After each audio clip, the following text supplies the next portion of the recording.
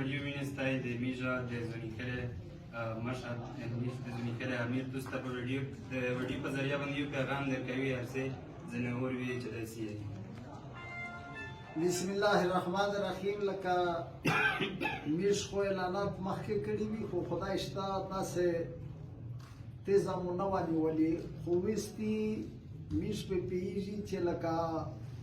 نن چې کومه ګنتي وشوه وړیکه یو سړی راغلی و هغې نه بعد د بره باغ نصري خیل کې غالبا یو سړی نه و په یکشان نصري خیل کې یو سړی نه و اوس خواجدرخیل علي خیل دا خلقان ډېر په نه تعداد کې یو دوه دوه سړي لالا کلی بیخي نه و هغې نه بعد کیز علي خیل علي خیل دغې ډېر کم تعداد و نوران خیل خان ډېر کم تعداد و بچاکي هندي خیل ممیدون خیل د دغې تعداد روغ و لکه میژه ټول جونې خیل ته دا واز غاوې رسوي چې دی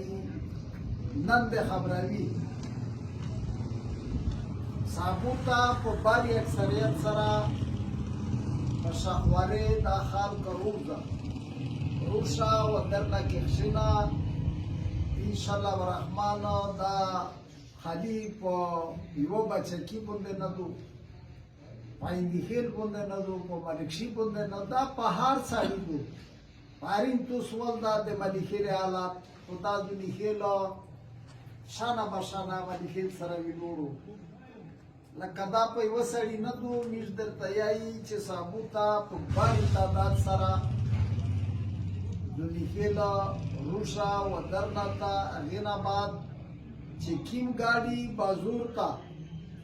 تللی دي دا دوی ورځې مخکې اعلانات ورته شوي وي چې د ګاډي ودروي په حجام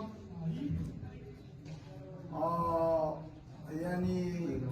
ګاډي اوس ودروستی داسې نه چې میژه ناتیک سپي عمر ګاډي بند کړو خو چې کومه اوس درته وشي صابو ته میژ دا درته یایي چې که صابو ته تو ګاډي ونه درول بیا و جرمونه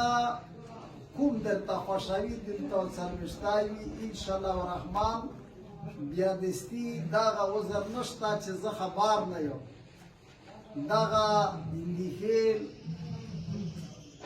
او نورنګ خیل پوس علي خیل مچي خیل پوس د وړیکې رسدا خلق ته دغه واز نصیحت دی چې صابو ته دون ورسوه په باري اکثریت سره او چې نه وي بیا کوم خامخا یو داسې قدم کو چې هغه بیا استي د ویشتو سپړې سره پکې ترکیږي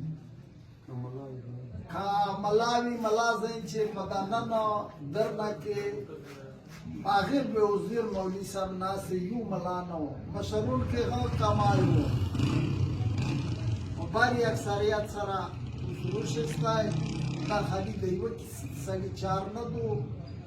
ټول کوم متفقه فیصلاتو چې کوم انشاءالله دا درنه اغزي ته رسوي د خدای په فضل چې د مقصد نه وي حل شوی نور خبره نه که وسلام